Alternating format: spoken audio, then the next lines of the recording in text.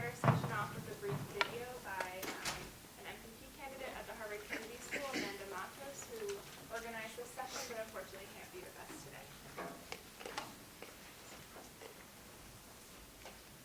Hi everyone. Welcome to the Harvard Kennedy School Conference on Poverty and Inequality, and specifically to the panel, The World's Oldest Colony, Puerto Rico. My name is Amanda Matos, and I'm a student here at the Kennedy School. I'm also a proud New York-born Puerto Rican woman, and my New York roots and identity has shaped my entire life and became even more salient to me when Hurricane Maria struck the island over a year ago. My family didn't have potable food or water for a while and didn't have electricity for months. Like many in the diaspora, this pushed me to action, and I spent my summer on the island doing housing policy research for the Hispanic Federation. That's what inspired me to pull this panel together. In just a minute, you'll hear from incredible panelists that will cover issues tied to the history of colonialism, the impact of the hurricane, the deeper roots of inequality, and how all of you in the room can actually make a difference on this topic. What's important to note is that Puerto Rico is a commonwealth of the United States. Puerto Ricans are U.S. citizens. This happened in 1917 with the Jones Act, when citizenship was imposed on Puerto Ricans, pushing them and encouraging them to join the military. Centuries later, we're seeing abhorrent voting rights issues because almost all the decisions impacting the island happen in the federal government, where Puerto Ricans do not have any voting power. Our panelists will talk more about this. What's complicated is that not everyone agrees if Puerto Rico should become a state, remain a commonwealth, become independent, or some other idea that we have yet to explore. So it's important to know that this is a very complicated conversation that our panelists will touch upon. What's also important to know is, Puerto Ricans, we're a mixed race culture. Because of colonization, we are Black, we are indigenous, and we have white European roots. It's important to understand this when we also think about the role of racism and colonialism. After spending my summer on the island, something that I feel is so important for all of you to know is that even though the hurricane disrupted millions of people's lives, it also built community and strengthened incredible bonds of Puerto Ricans on the island and on the mainland. And what's even more important to know is that the island is so vibrant and full of love, and the island has been ready for visitors for months. So it's important that you can communicate that message to others as well. Now it's my honor to introduce you to a friend and colleague of mine, Elizabeth Angeles, whom I've known for years, way back in New York City. She was doing incredible disaster emergency response work for New York City, and a week after the hurricane, she was deployed to Puerto Rico to help support recovery efforts. Now she works for the Clinton Initiative, focusing on Caribbean resiliency. You are in great hands with her as a moderator. I am so sorry that I can't be there with all of you in person, but I'm so happy that you are interested and committed to learning about the impact of colonialism, self-governance, and the passion that Puerto Ricans have. Thank you.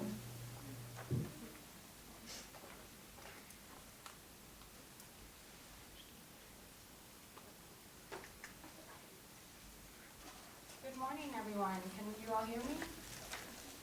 Great. Well, thank you all for coming to the session. My name is Elizabeth Angeles, and Amanda and I went to college together at Columbia, and it's amazing to be here and have been invited by her.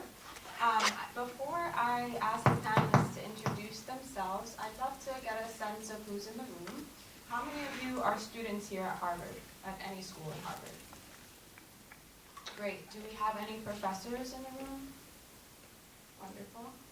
Thank you. Not from here. Great, thank you. And how many of you have personal ties to Puerto Rico? Great, so a handful.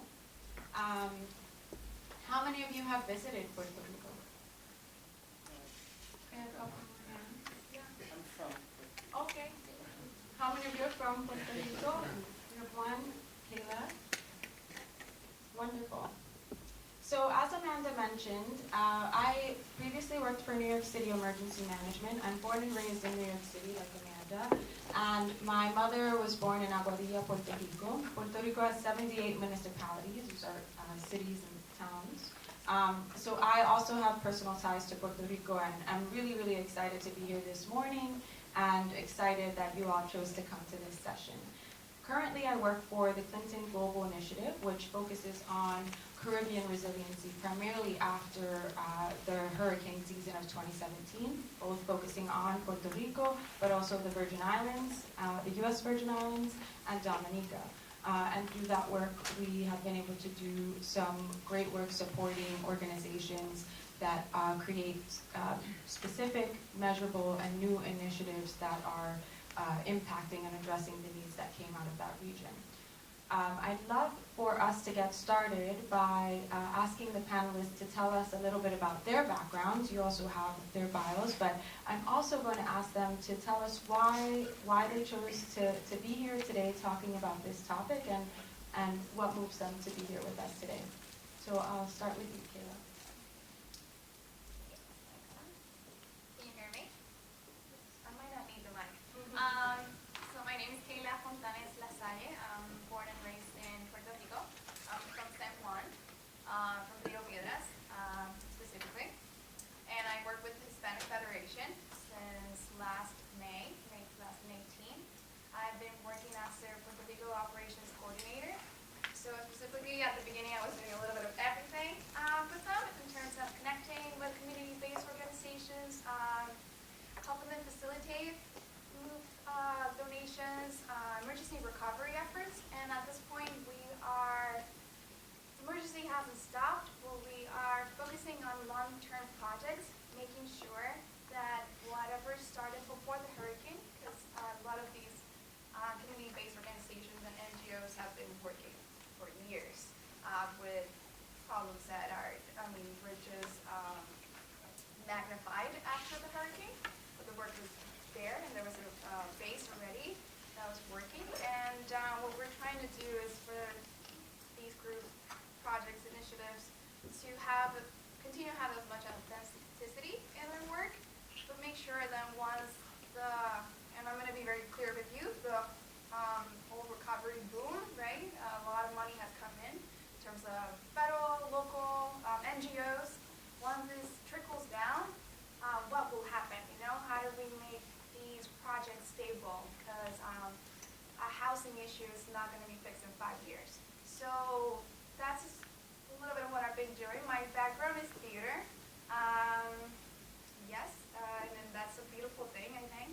And it's helped me mostly just connect with people. I think we artists have a great responsibility no matter where we're standing. Our job is to connect and make sure that we facilitate other voices to be heard, and if not, help facilitate the message, but always stay as grounded as possible. So that's my background, producing theater and everything that is involved with coordination. And before the Hispanic Federation, how I got here, I am involved with, I'm not going to call them initiative collectives because they're not NGOs. These are straight grassroots groups, specifically 2 of them that involved the recovery and restoration of abandoned buildings and spaces in marginalized communities. We sort of help the community identify these spaces, help them organize, see what they want to do, what they envision, make sure that there is an active participation of the community in the decision making on how these spaces are transformed, and help them do it, whether it is with government help or no help. And a lot of times it was no help. Very, very grassroots, no money, but in that sense, we rescued around 4 parks. We have a totally occupied social center that's been standing for 2 years. We do classes, self-defense classes, run by the community, for the community. And after the hurricane, a lot of these collectives got together, and we were sort of the source for other bigger NGOs to get a lot of information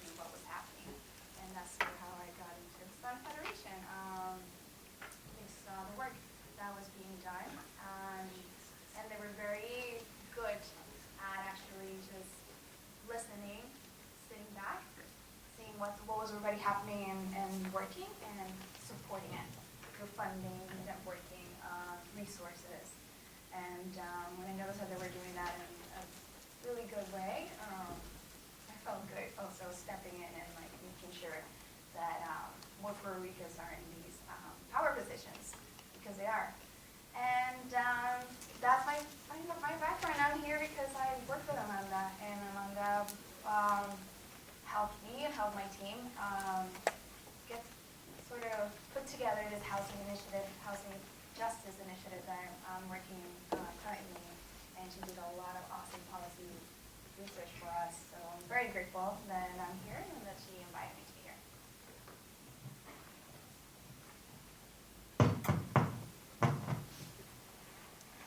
Good morning, everybody. My name is Rafael Irizarry. I am the chair and professor in the Department of Data Sciences in the Dana-Farber Cancer Institute. I'm also a professor of biostatistics in the School of Public Health in Harvard. And the reason I'm here is because it's not what I do for research in my day-to-day work, but I was involved in the survey that tried to estimate the death count in Puerto Rico after the hurricane. That was an effort that started because the numbers that were being reported by the government in October, I think days, weeks after the hurricane, seemed incredibly low, or impossibly low, and that led a lot of people to be concerned that the government wasn't aware of how bad the situation was. So we started working on this effort to try to provide a better estimate of what was actually happening. And after several months of work, of obtaining survey data, and then eventually, I can say more about that later, eventually getting data from the government, we found that indeed there had been hundreds, maybe thousands of deaths that didn't have to happen after the hurricane. Not right after, not the days after, but months after. And I'm here to share that what I've learned about the situation. So my name is Gerald Newman. I'm a professor in the law school, where I teach U.S. constitutional law and international human rights. And I have no personal family ties to Puerto Rico. But as a constitutional lawyer, I'm conscious of the fact that the U.S. Constitution was envisaged as something that would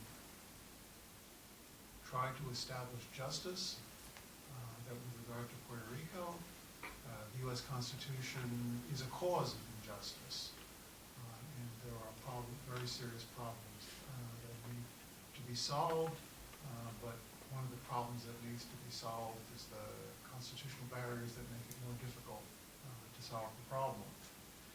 As an international human rights lawyer, I'm also aware of the fact that from the moral perspective of human rights and from the legal perspective of international human rights, as Philip Alston explains in his report, the problems of Puerto Rico today are problems that even if it's okay under the U.S. Constitution for things to be going on this way, it's not okay.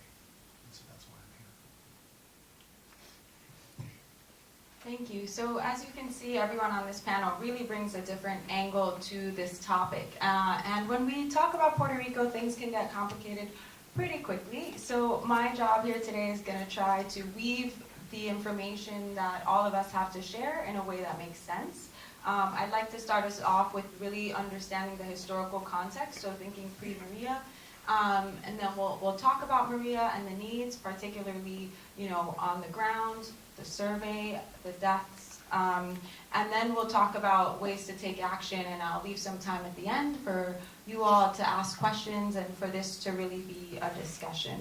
So let's talk about the report. In the report, the UN Special Report, the link between poverty and the absence of political rights is specifically called out with respect to Puerto Rico. And it says, Puerto Ricans can vote in primaries, but not for the U.S. president. Puerto Rico has no full voting member representative in Congress. And it may not be a coincidence that if Puerto Rico were a state, it would be the poorest in the Union.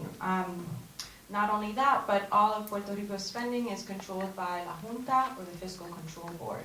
And so laying out that context a little bit, I want to open it up to the panelists to share is there any other elements about Puerto Rico's historical context that you think is important for today's audience to know before we continue the conversation? I know it's very open-ended. Yeah. So I think I'd like to just take a longer historical perspective on this. In the 19th century, as the United States spread across the continent, the understanding was that new territories would become part of the United States and that they were destined for ultimate statehood. And they would have all the rights that people have in the States. In the 1890s, the United States was rising as a world power, and it acquired overseas territories. The United States never referred to its overseas territories as colonies,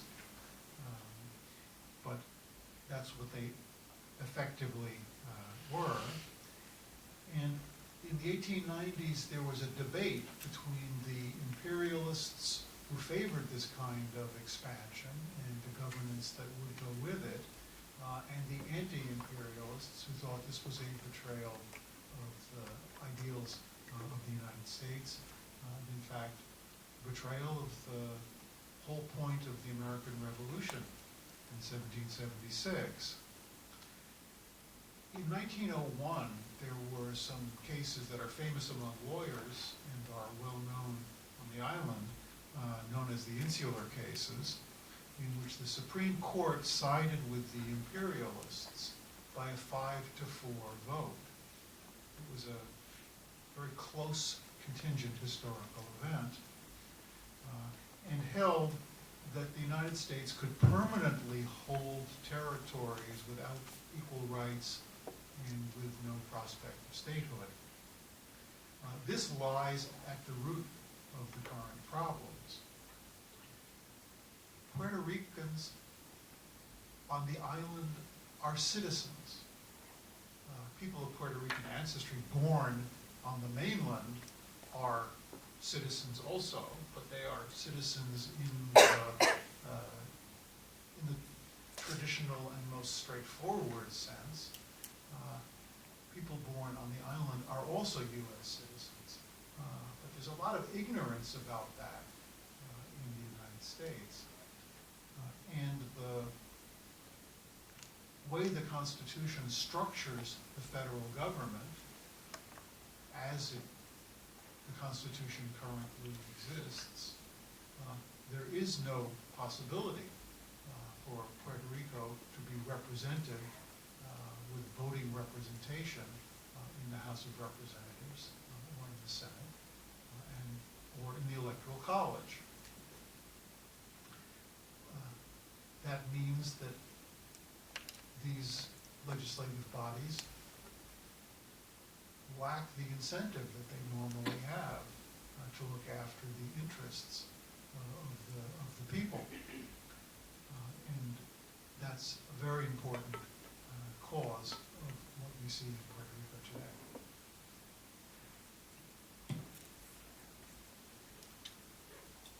I want to add, thank you, Professor. There's this story, I used to work at a National Park Service in Puerto Rico, and they I don't want to say control, but they take care of the National Park Junque, which is our rainforest, and the only one that you have in your system, and one of the biggest ones. And then also Fort Morro and San Cristobal, which is in Old San Juan. These are Spanish forts. They've been there for 500 years. They were military bases for the Spanish, and they were also for the Navy and the American Army up until the 60s when the National Park took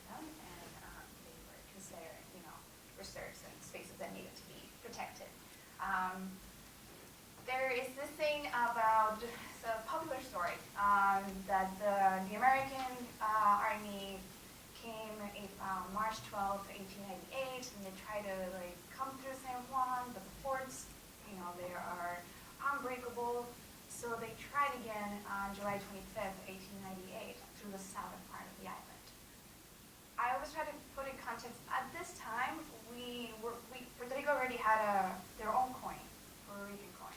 And there was already big advances of independence from Spain, from our nationalist party.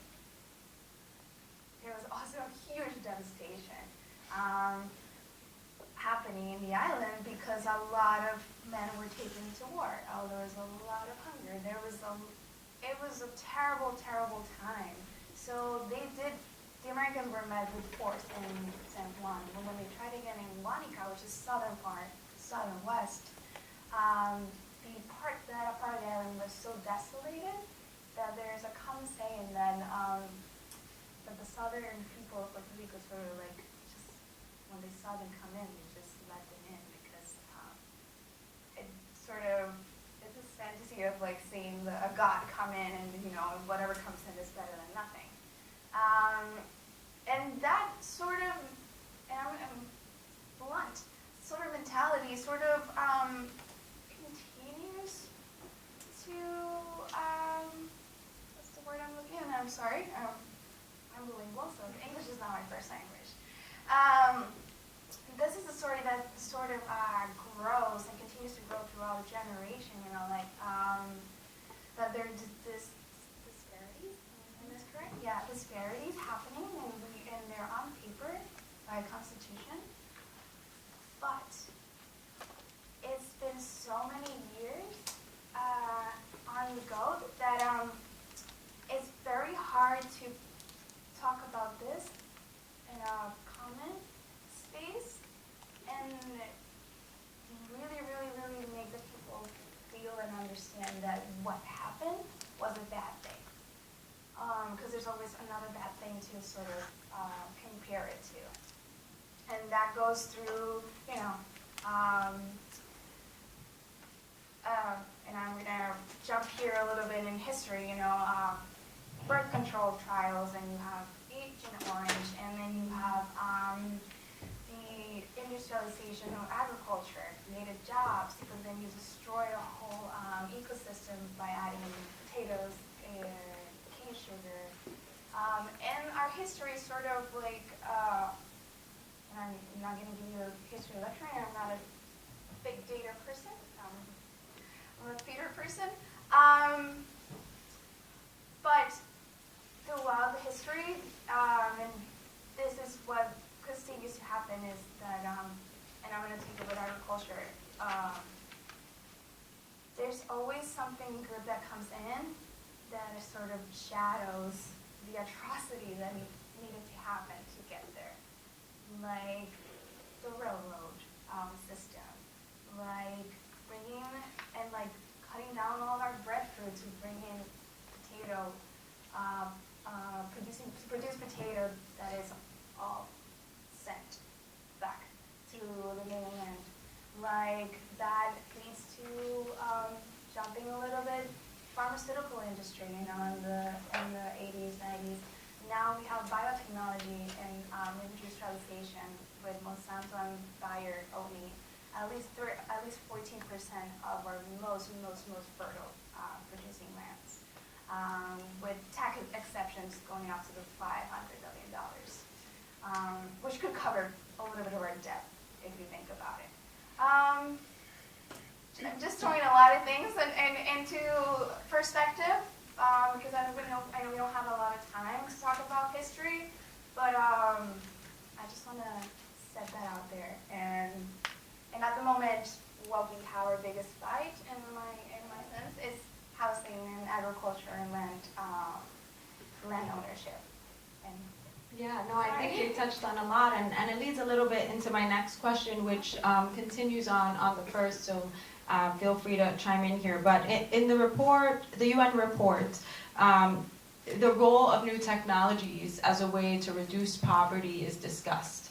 And specifically, the report also says, and I quote, that experience shows that those in poverty are often testing grounds for practices and policies that are subsequently applied more broadly. And I bring that up because Puerto Rico, I think, is a prime example of that. Kayla alluded to this a little bit, and it can also go into the survey, which we will touch on. But for those of you who don't know, Kayla spoke a little bit about the birth control trials, which occurred in the 1950s, not terribly long ago, and essentially experimenters who weren't able to do clinical trials here in Massachusetts decided to do the clinical trials in Puerto Rico, where women were given substances to test birth control without their consent or knowledge. And there's a lot of controversy around that, and I think that's just one example. There were deaths that resulted from that. Autopsies were never done, and so we can go into a deep hole here. But I bring that up because I want to ask some of the panelists, and Kayla touched on some of this, but feel free to add. In what ways do you think that Puerto Rico may be a testing ground for some of these practices and policies, or has been? And we can continue to fold this into the historical context before diving into Maria.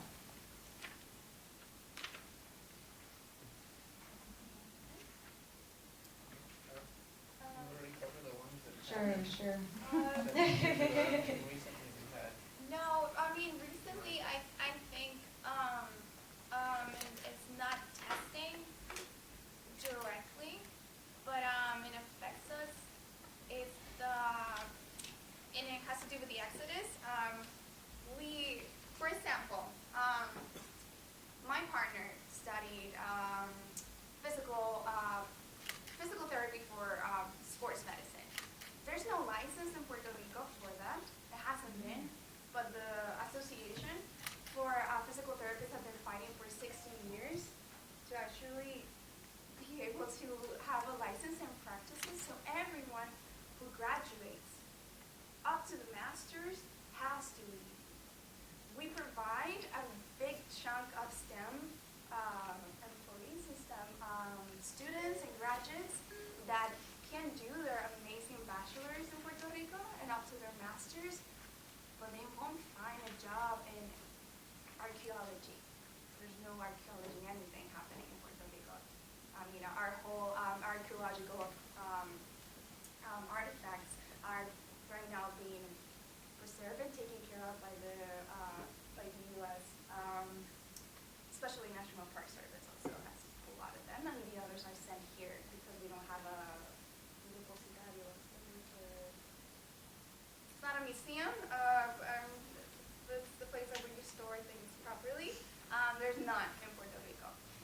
So I think that's a way of sort of experimenting with us, more in our psychic, because we from the start know that if I want to be an archaeologist, there's no way I'm going to be able to practice this and have a stable life quality in my own country. Same goes for all the engineers that leave, and doctors, and artists too. Nobody dreams of Broadway, Puerto Rico. Everyone steps out. So that's another way of experimenting. I think people can defer, and I love discussions. But that's a way of sort of like straining, whatever's left of our professional.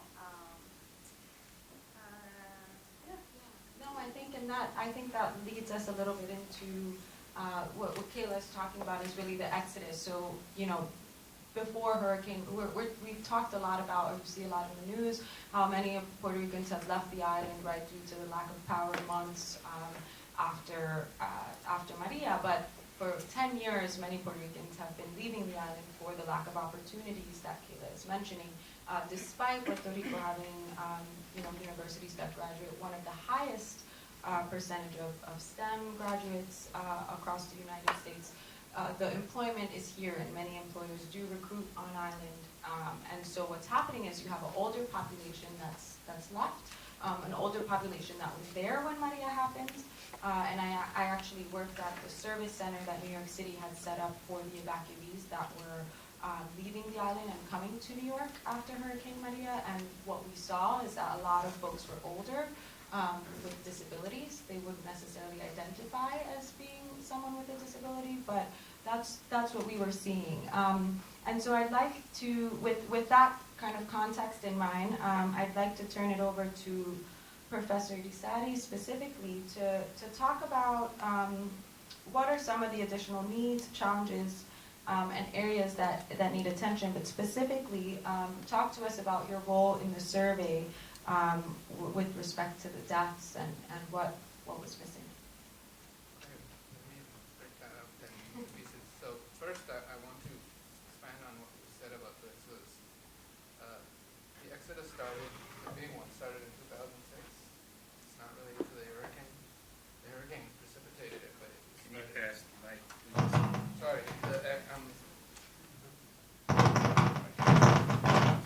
it like this. So I was pointing out that the Exodus started in 2006. It didn't start with the hurricane. The hurricane precipitated it, but it wasn't the beginning of it.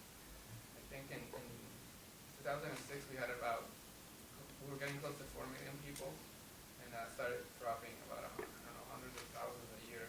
Now we're at almost 3 million, I think. We think.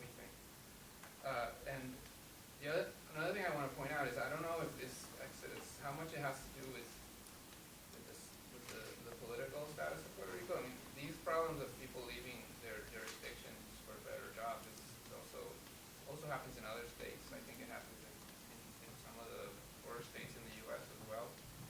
Like you go to Mississippi State, get an engineering degree, and then go work in San Francisco. I think that's pretty common. It happens. It seems to be happening much worse in Puerto Rico.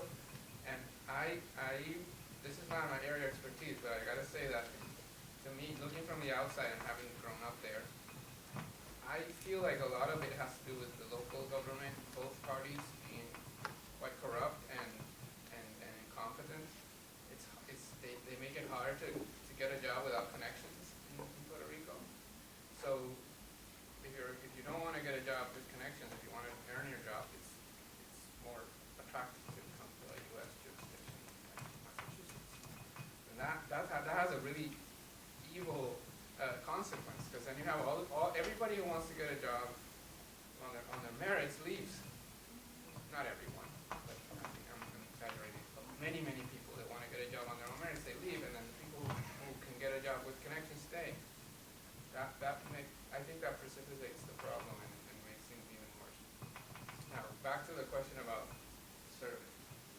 So what happened was in the Hurricane Maria hit Puerto Rico September 20, and that was a few weeks after a previous hurricane that hit us as well, and not as hard, but not nearly as hard, but it also happened. But September 20th, hurricane hits, and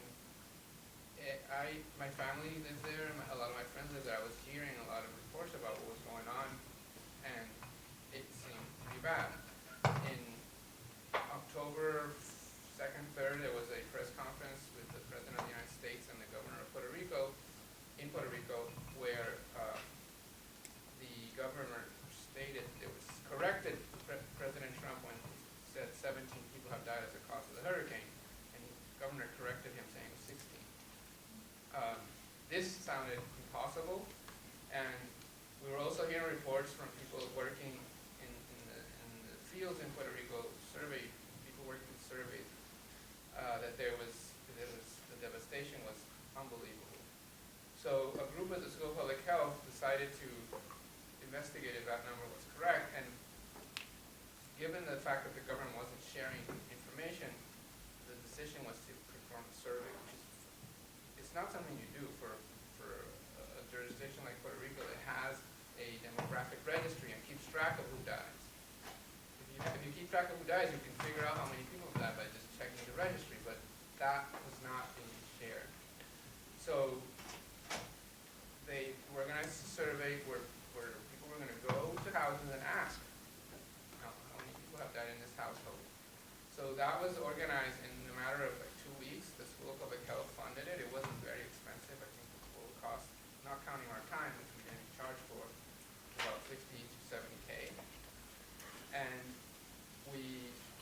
as soon as the data starts coming in, it's pretty clear that there's something pretty bad going on. And there's other organizations, New York Times was one of them, other academics somehow got access to the demographic registry data. We don't know exactly how they did that, maybe the connections I was talking about earlier. And they were giving estimates that were in the hundreds almost, and some of them were in thousands. This is in November.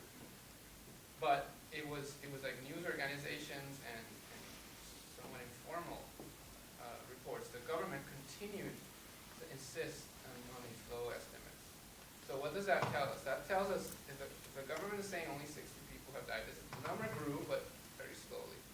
It means that they're not aware, if in fact something worse is happening, they're not aware that it's happening and they're not taking action. So that's troubling. So we continued with the survey, we wrote the paper, it came out in May, right before hurricane season. We asked the journal to please hurry it up so we could get it out before the next hurricane came. And it was a very imprecise estimate, very imprecise. But it got the attention of the press, and it kind of went a little viral, and that put pressure on the government.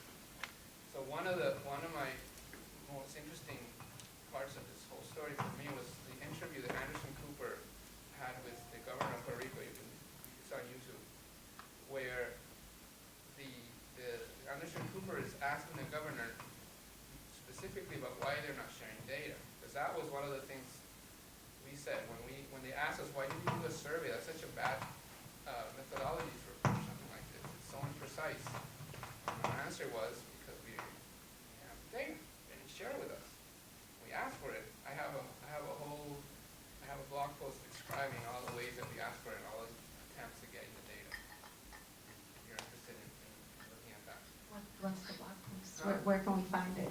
So the blog is called Simply Statistics, and if you Google Hurricane Maria Simply Statistics, you'll see like maybe 3 posts that I've written there on. Could you say that louder?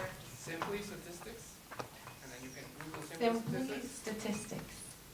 Simply Statistics, and then Hurricane Maria, and it should show up behind. Professor Newman, could you maybe share your phone? Thank you. Okay, that's better, yeah. Okay. Tell us. Should I start again? Okay, so that in that interview, the governor says that he says that data has always been public, and then he says something like Anderson Cooper keeps pressing him, and he says, well, if the data is in public, heads are going to roll. I think that's what he said, something like that. And in fact, that's how you found the YouTube video. Procedure, heads are going to roll. And we asked for when we see this video, we asked for the data again. We got it in like 2 days. So I think he did go and tell them to start sharing it. And once we have the data, we can do an analysis that's more careful and we found our current estimate is that it's 3,000 deaths as a result of the hurricane, but that also is somewhat imprecise. So it could be as little as 1,000, as much as 5,000. But to me, more important than that, the number, is the fact that if you look at, I have a plot if you want to show it. If you look at the data, the effect it wasn't like Katrina, where I think 800 people died the day the levees broke. It persisted through, in our estimation, all the way up to March.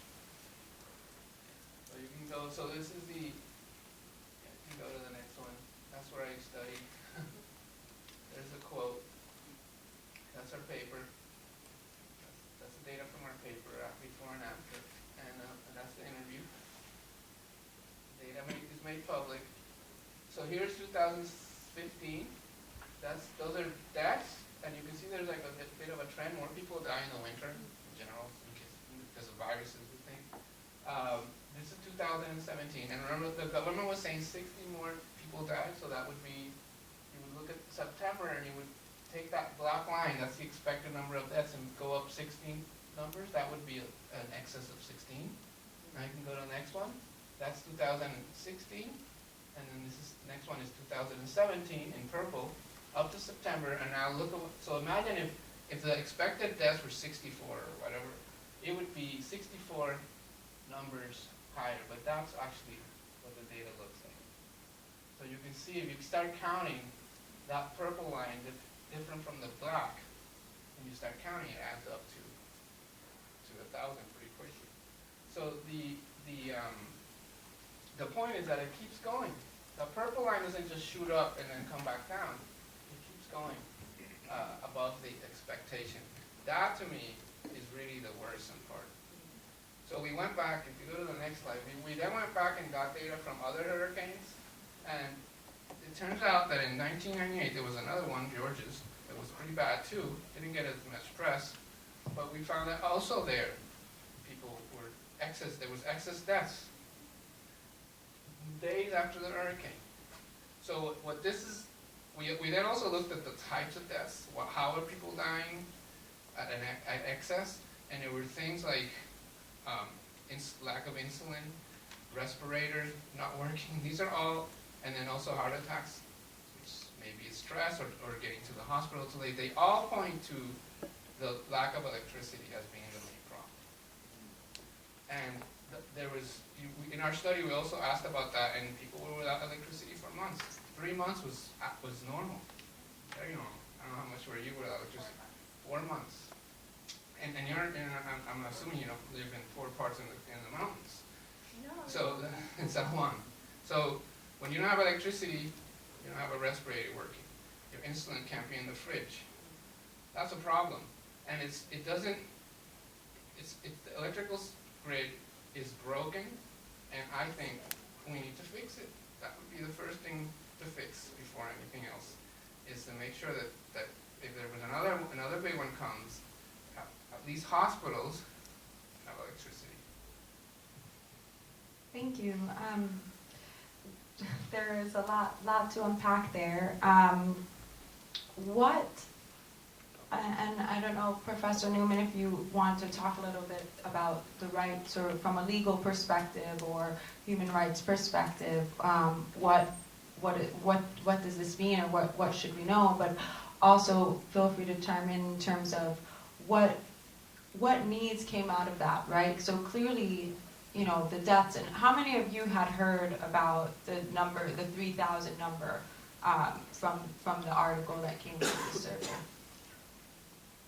So I would say most of the room.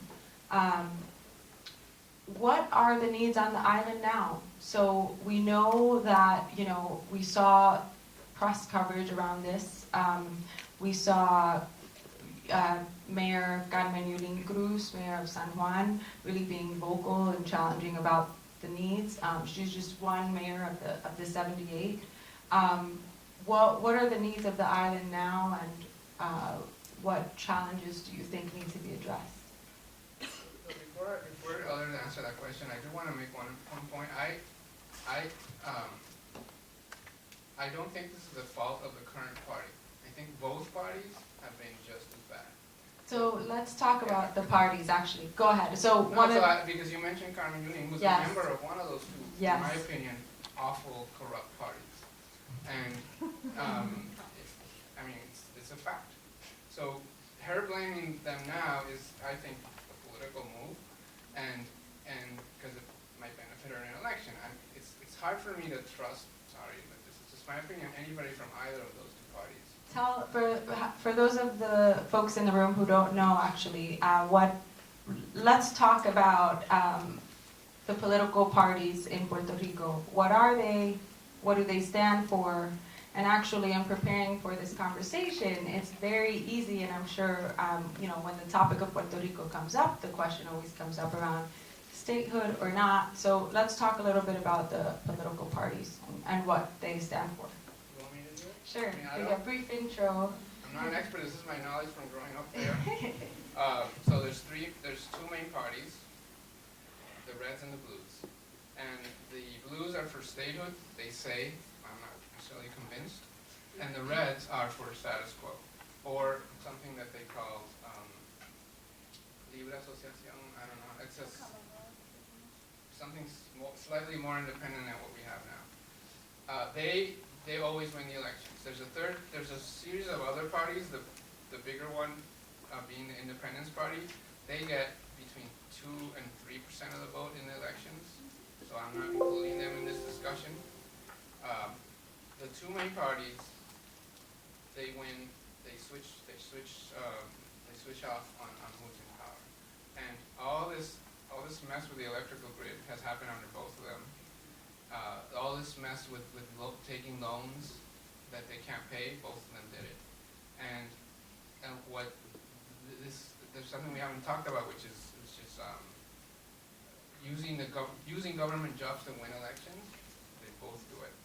In fact, the head of the electrical company testified in front of Congress. I don't know if he had been fired by then, but he testified in front of Congress, and he said it as a matter of, stated as a matter of fact, like nothing, no big deal, that both parties have used the electrical company to give jobs to their families, and friends. He said it's on the record, and that's part of why there's a problem. So instead of investing in infrastructure, they're investing in jobs for their friends and families. And I think that's a pretty big problem. So when we talk about poverty and inequality, and this came up in the plenary, right, we talked about what about the people in the room? What about the people that we are talking about, right? What do they want? So let's dive into a little bit about why it's so complicated. And I know you have the stats, and we can pull up that slide. What this tells us about what Puerto Ricans want, and the assumptions that are made by this. Any one of you can chime in. So before we even start describing it in more detail, this is not the main election that happens every 4 years where these parties switch power. This is special elections specifically for the status, and there have been 4 of them. So this is what is being shown.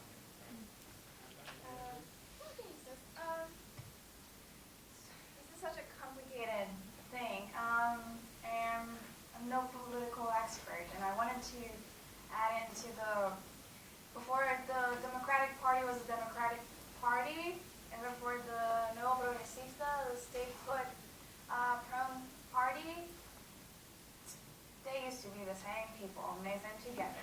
Muñoz Marín was hanging with the same people and the same tables talking about what would be the best interest. This is what happened in the 50s before Muñoz Marín, our first elected governor, got into position. So there's something bigger always controlling whatever party is on ruling. There's always a bigger entity, aka Congress, and a lot of other economical interests happening. So that's why our local government it's pretty much facade, of 4 years changing back and forth, and whatever happened these 4 years, the next 4 years, the next government's gonna chop it off and then do something completely different. And then that's why you keep getting yourself in bigger debts and debts. But here with the referendums, I only been alive for like the last 3, and I didn't vote in the 2016, and I will explain why too. There was barely anyone who voted. The turnout, it says 66, but it was very low, and it keeps trickling down how much people are really interested in these referendums, and why? Because they stay here. It's just data. Once it gets to Congress, nothing has ever happened because it is not at their best interest to actually make us a state. I mean, it would be a very expensive state to actually set straight. Also, there was talks a few weeks ago by our commissionary, or representative here in Congress, Jennifer Gonzalez, and about bringing up another referendum, another status referendum for this upcoming summer. People were mad about it because it costs a lot of money to make this show happen, pretty much. for something that the people actually are utilizing, the younger generations too, which are the ones who are actually going out to vote and like taking their grandma and grandpas to vote.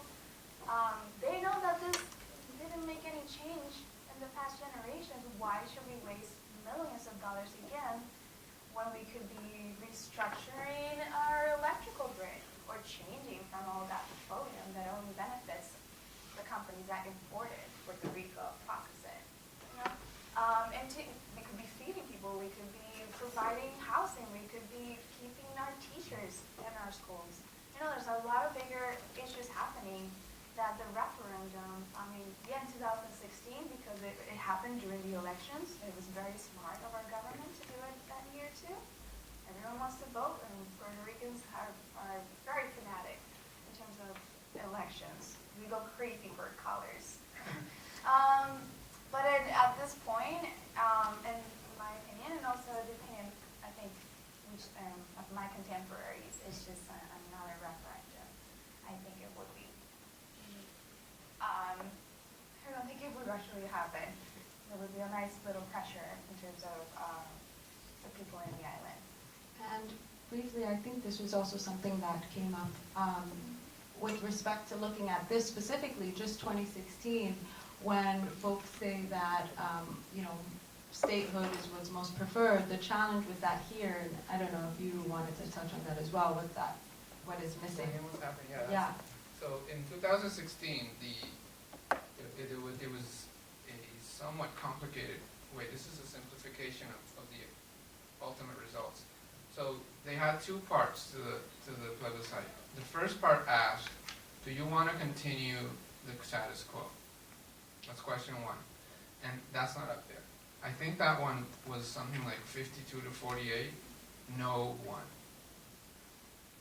Then in the second part, you were given that you don't want the status quo, if you don't want the status quo, what would you prefer?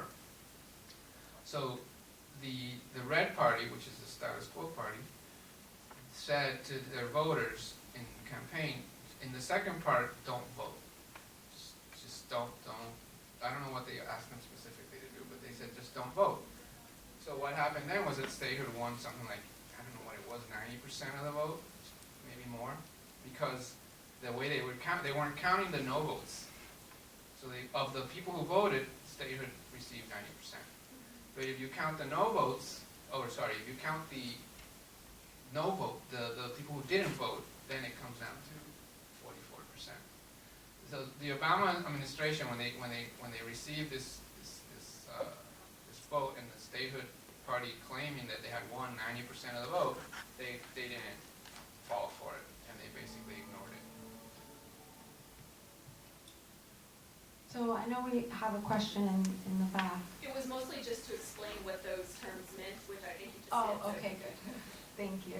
And we'll turn it over to questions shortly, but I want to ask. Yes, please. Yeah, so I'd just like to say a couple of things about the issue of statehood. And one might bear in mind that maybe I spend too much time hanging around with statehood proponents. But the problem of political representation and having not merely control over the local government, but over the national government, which has control over the local government, not on a day-to-day basis, but in the last analysis, that can only be solved by either an amendment to the Constitution that gives Puerto Rico representation, despite the fact that it is not a state.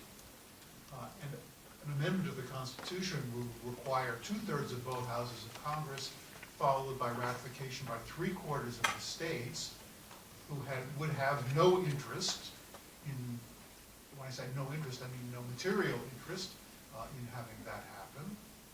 How many percent of the states? 3/4 of the states to ratify it. And in this regard, let me say, bearing in mind that having dropped down to 3 million people, Puerto Rico has more population than 20 of the states. And Puerto Rico would be entitled to 4 representatives in Congress, which is hard for the small states to swallow for reasons that are perfectly understandable as a matter of human nature, even if they are utterly inappropriate from every normative perspective. The other way to get representation is through statehood. Now, statehood would not be a panacea, particularly in our current polarized political environment. Statehood is no guarantee that Massachusetts or Hawaii get what they need. It would be no guarantee that Puerto Rico would get what they need. But it would create an incentive for the other members of Congress in bargaining with representatives from Puerto Rico for their votes to pay more attention to things that they are essentially only behaving altruistically about when they pass legislation for the benefit of Puerto Rico.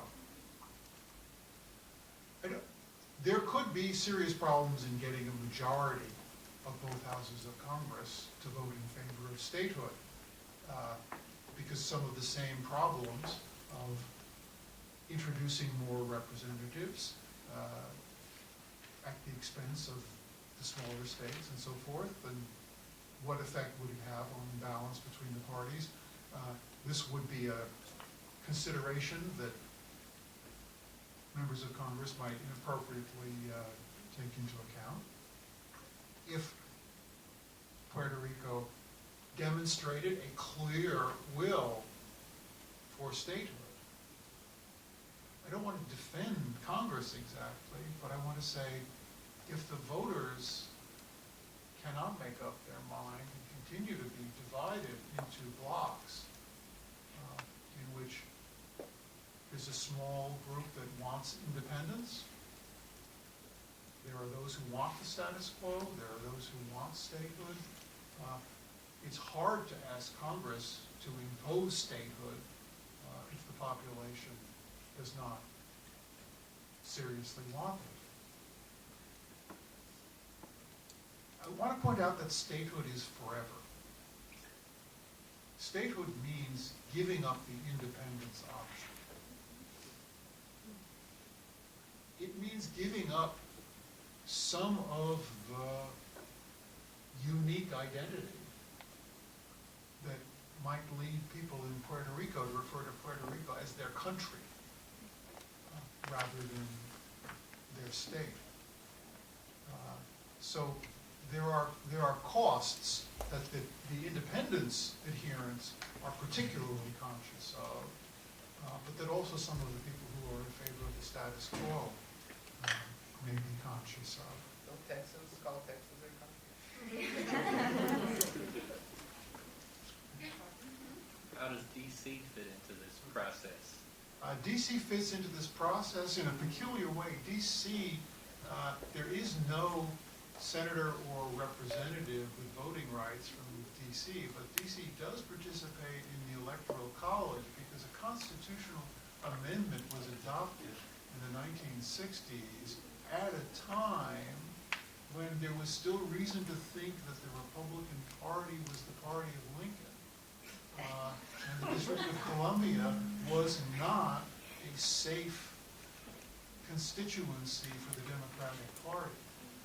So there was a historical contingency that made it possible to get that amendment through Congress and even to sell it to 3/4 of the states. And so that's where the District of Columbia fits in. But otherwise, the District of Columbia is a confirmation of the fact that you've got to be a state to have representatives in Congress. Can I ask a question? I've heard small groups, nothing too serious, but it makes me wonder about the legality of this, thinking that Puerto Rico should be absorbed by a state, Florida, for example. Yes, so if enough people move from Puerto Rico to Florida, and then a decision is made to unify Puerto Rico and Florida, that could happen. I'm not sure why Puerto Rico would want to be unified with Florida. But this Well, is... savings, no use of so many government. You can use the Florida courts, you can use the Florida. But this would be analogous to a solution which is thought of with regard to the District of Columbia, because the District of Columbia was originally half in Maryland and half in Virginia. And then at some point in the mid-19th century, the part that was in Virginia was given back to Virginia. And one of the solutions that is thought of for the District of Columbia in terms of representation in Congress is actually for it to rejoin Maryland, or perhaps for 90% of the territory of the District of Columbia where people live to rejoin Maryland, with a very small capital district around the mall that would remain federal territory.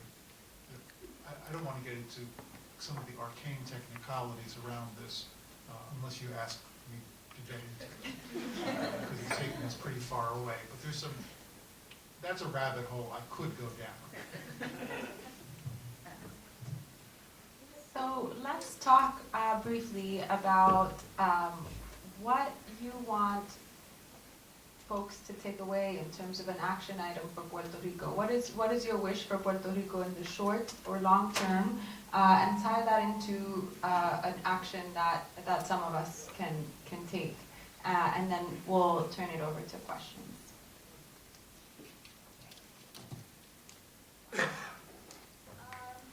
For myself, and I come here representing Hispanic Federation, so my biggest role there right now, besides being an advocate, for all the communities and the organizations that we're working for, and individuals too, because for me personally, very interesting to transition to an NGO when they usually work from organization to organization, and if you let me, I just want to work with people, whether you're organized or not, and we'll get there. But something that we are struggling right now, and it's something that Katrina struggled, Texas, every disaster-stricken state.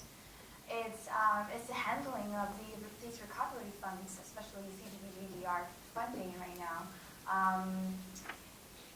We have at the moment an action plan the government created, and it was asked to amend an action plan by HUD, but they already designated funds specifically for community planning, and without having an RFP or request for proposal process.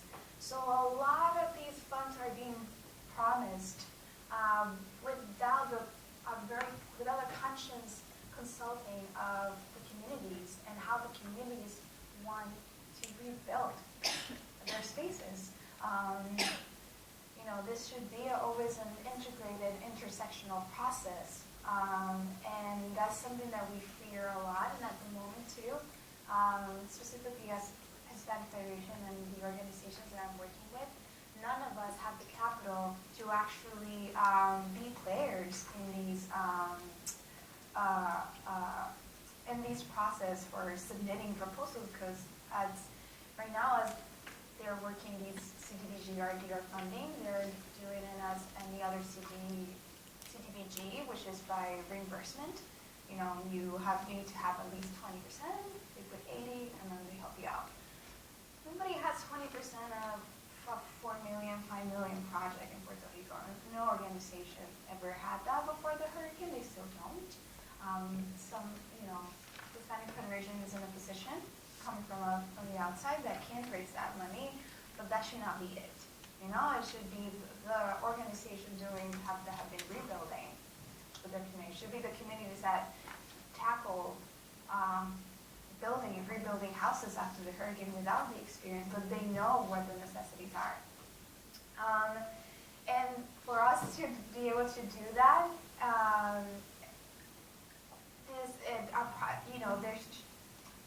this form needs to be amended by HUD. You know, there needs to be a process in Congress for them amending the whole, and I'm trying to look at the word in English. I'm going to say they amended the request form and the process so more organizations are able to compete. Because if not, this is going to happen is a lot of contratistas or a lot of corporations are going to come in and be able to actually play in the game because they do have the funding. And then in that way you keep making it harder for the local workers to get jobs, for the community to be involved. A lot of what's been happening is that with good intentions, these organizations and corporations come without the resources to properly communicate and actually if they're going to do the work, then at least just make sure you have the resources to talk to the community and get the right information. That's a monster that's happening right now in the island, and those funds are being promised without even an action plan being actually approved by HUD. So that's something that could be pushed here, because the same thing that happened in Katrina. It happened in New Orleans after Katrina. And then Texas does a great job organizing, but they're going through the same stuff too. It happened in New York. I was in New York City with Sandy. So the recovery process, Maria was awful, and then Irma was horrible too. The whole hurricanes, but what had happened after, it has been a real disaster. And what could happen if we don't really fiscalize and see how this money trickles down, then the recovery process is going to be even worse for people. Even worse. So that's something that, you should be aware of it. And here, because it's a process that happens in your, brother and sister states. Exactly. And if you don't get involved around in your nearby community, then you won't really know how to actually help us out. Because I'm always looking out for how the South organizes. Because to me, it took them 10 years maybe to really tackle, unify all these organizations to tackle these housing problems. But they have an answer to it. And the other thing is also, a lot of our debt, and all these bonds were bought by groups here in the States. Massachusetts has a lot of money in our debt. So does New York. So does a lot of these hedge funds. Maybe your parent, your cousin, somebody works there. Let's always be conscious of where our money's going, where Harvard money's going. Because you don't know. Exactly. So that is something that you can start here, and something that we've been having so much trouble. Me personally, Hispanic Federation has a great media pool in the States, but for smaller organizations like Salud, I can think so many. We can create great media pushes in the island, but if we don't get any help from outside sources, it falls down. The whole abortion debacle here was happening in Puerto Rico. Did we get included in the conversation? No. Because there's not that link, it's not that strong. That's something that, if you're battling housing issues, we're doing it too. Abortion issues, same back home. Food sovereignty, same shit. Sorry, it's happening in the island. These are issues that we share. So if you're informed of what's happening home, then you're gonna see that we're tied in so many issues. So that would be my call to action: is just get informed with your local issues, and especially in disaster-stricken areas, and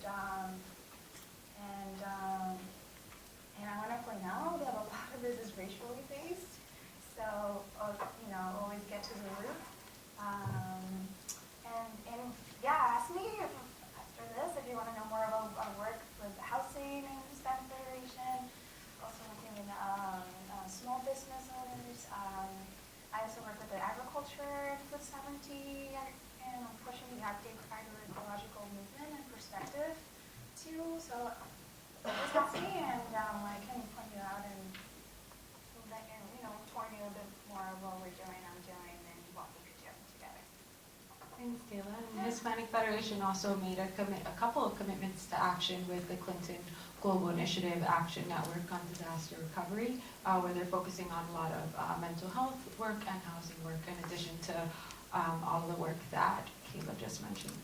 So, Professor Irizarry, I turn it over to you. What's your vision for Puerto Rico, short or long term, and action takeaway? No pressure. So I would say that there's a lot of challenges. Kayla described some. If I'm going to pick one as the main challenge, the main problem that Puerto Rico has right now is, this is a word that is being used now, it's la partidocracia. This is a name that's given to the two parties that control the local government. And earlier it was said that almost all decisions in Puerto Rico are made by the feds. I don't agree with that. I think a lot of them are made by the local government, and they're almost always the wrong decisions. So my message would be to hold local politicians, local institutions accountable. Don't let them blame each other. Like the red will say it's the blue's fault, the blues will say it's the red fault. Don't accept that, and don't necessarily accept that when they blame outside externalities, like the federal government or whatever else. Hold them accountable. The way I plan to do it is trying to get data that they currently don't make available whenever possible to expose problems.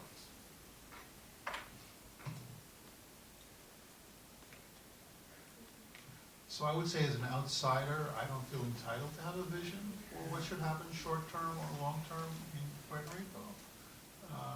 But as an outsider, I happen to have 2 senators and a congressperson. Many of you do too. And so I would think the general recommendation I would make is let them know that you care about what happens to your fellow citizens in Puerto Rico. And it's not nobody's business. It's their business. That would be my recommendation.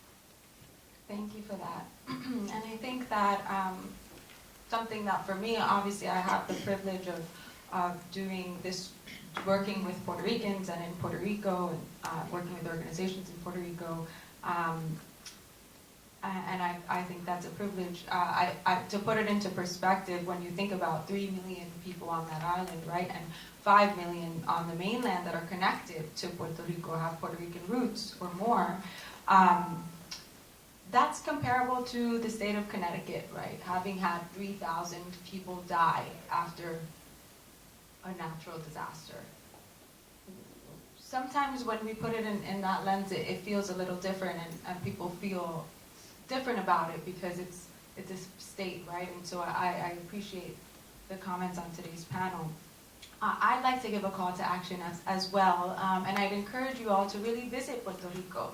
I think in the context of this room and this conference, right, conference on poverty and inequality, it can be very easy to paint a very grim, dark picture of Puerto Rico, but I'm sure we all know celebrities and people who have so much pride for this island. And it's because it's beautiful, it's livable, and it has so much to offer in the tourism space. One of the things that we're working on at the Clinton Global Initiative is really building and supporting workforce development, education, tourism, mental health, housing. Puerto Rico has 3 of the 5 bio bays in the world. It has a rainforest, it has beaches. So I encourage you to plan a trip. And there are a lot of a conscious trip, and talk to Kayla about that. And there are a lot of new small businesses and entrepreneurs who are inspired and were before the hurricane that are starting really phenomenal organizations and local work. And welcoming visitors, they've always have. So that's my call to you all. And now I'd love to give us a couple of minutes. I think we have about 5-10 minutes for any questions you have for any of us up here. Sure. Oh, hi. I just had a general question, 2 seconds, really. It's just about protecting yourself against burnout. So my question is really like I work in prison work and I've been working in it for a few years, and God, am I tired.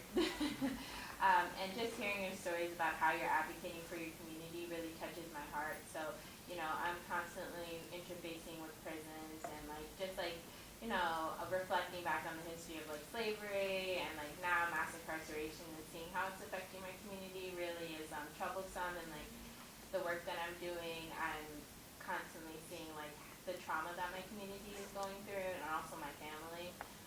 And just seeing all the work that you guys are doing is really enlightening, but also like, you know, how are you guys taking care of yourself? How are you guys, you know, going every day and like, you know, balancing your lives and pushing forward at the same time of doing this incredible work, but like seeing all these things, including Raphael, you going door to door and saying, how many people died in your family today?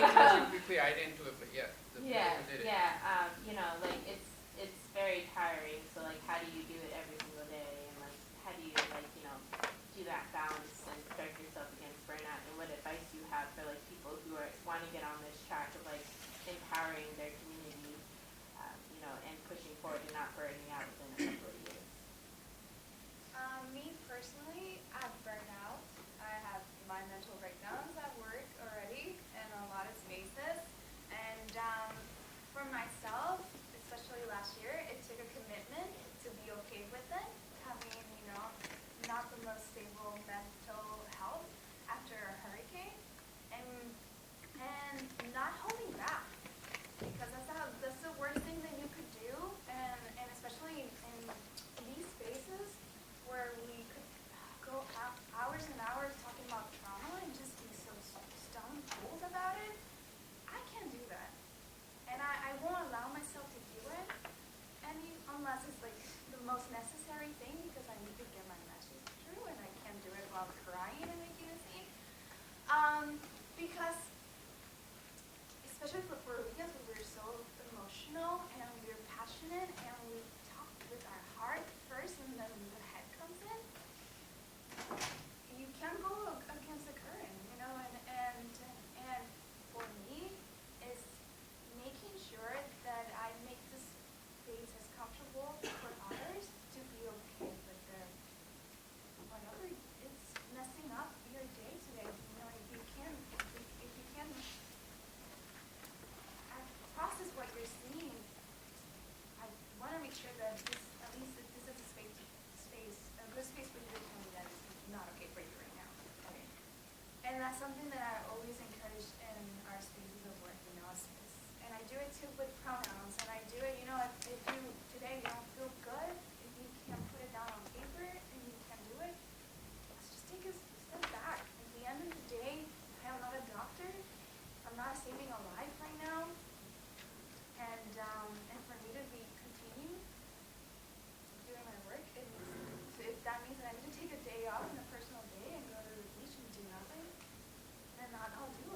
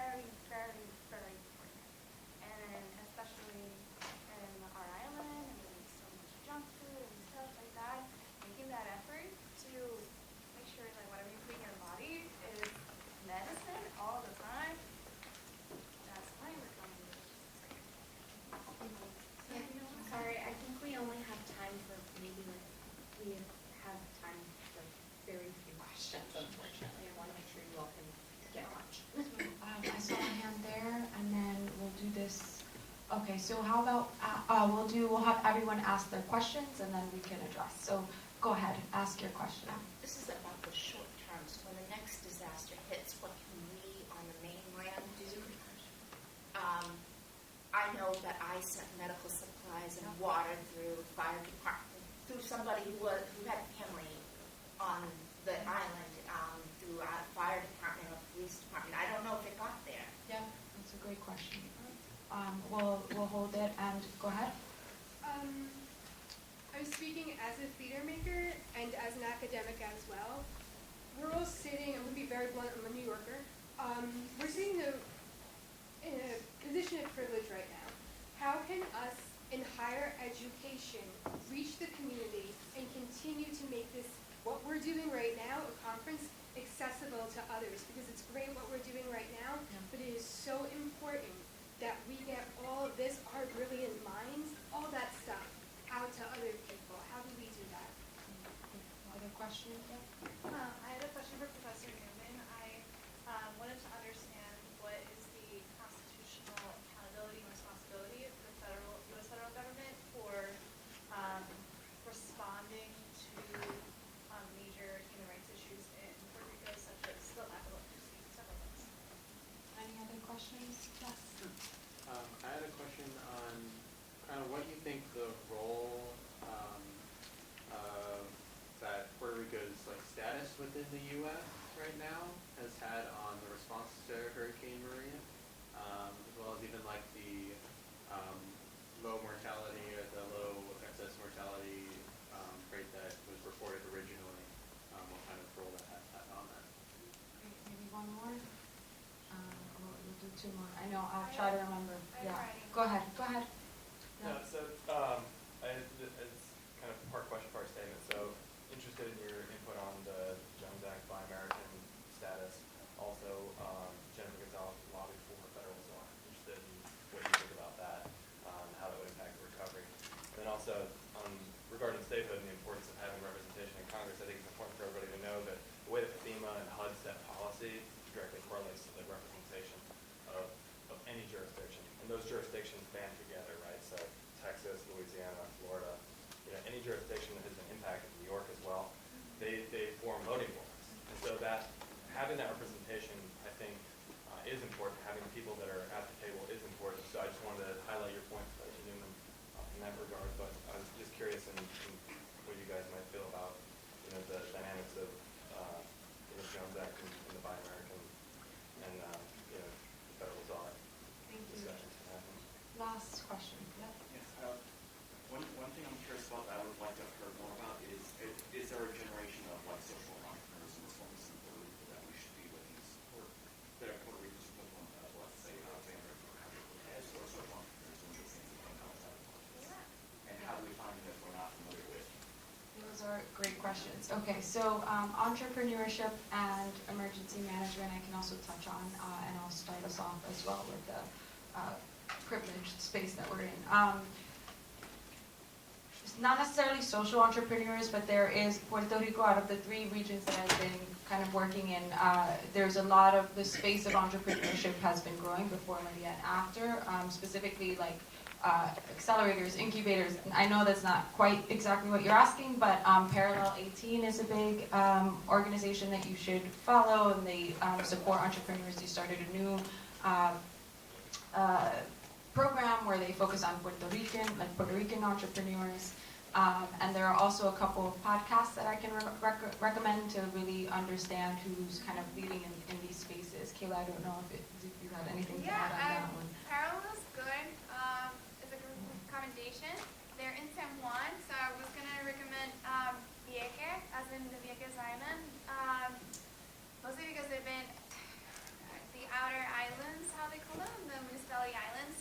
They're also tricky areas because a lot of entrepreneurship is happening. I'm going to highlight Vieques with a B, as in their native name, V-I-E-K-E. Vieques Microempresas, because they're native. They are they're working from the ground, and they're really pushing, making sure the gentrification doesn't eat up the Puerto Rico and Vieques Island. So, and I can give you more With respect to disaster response, big important question, a lot of challenges with Puerto Rico specifically. I will say there's always challenges with donations after an emergency. Emergency managers call donations management the second disaster after every emergency, because people just start sending stuff whether it's relevant or not. People send coats to Puerto Rico, it's not relevant. So what it's like, come on, people decide to clean their closets. But what I'll say is it's really important when you can to donate money. I know that's really hard message. People like to feel good and donate like medical supplies and water. But to whom? That's always a tough question. I can speak to you after and kind of share the key in terms of where you donate money is donate to organizations that have been involved with the region before the emergency. It's always a caution to donate to organizations that have just sprouted and don't necessarily have roots. So you want to donate to organizations that already have community ties. Yeah, and then one response to this, and then I'll leave the other two to the panelists. One second. Okay, perfect. Is how do we take this privileged space and use it, right? I'm in the belief of, conference style may not be the best way to kind of reach the audience that we're talking about, right? Or it may be. But I think we each have to find what's right and what's the right role for us. To give, right? So that's why I say sometimes the easiest thing you can do is travel, because you might choose to travel anyway, or it might be to donate money or to visit and to a volunteer trip. Those are some of the ways where I think we each individually have to figure out where our privileges and what we can do for the region, and there are different ways of doing that. That's my attempt to begin to tackle that. I don't know if anyone on the panel wants to take the last. Yeah. I want to second that. Go to Puerto Rico and spend money. Big tips. Try to go to local establishments and support what's good. I know there were two questions. Your question to Professor Newman, Katie, right? And then... You're not going to like the answer.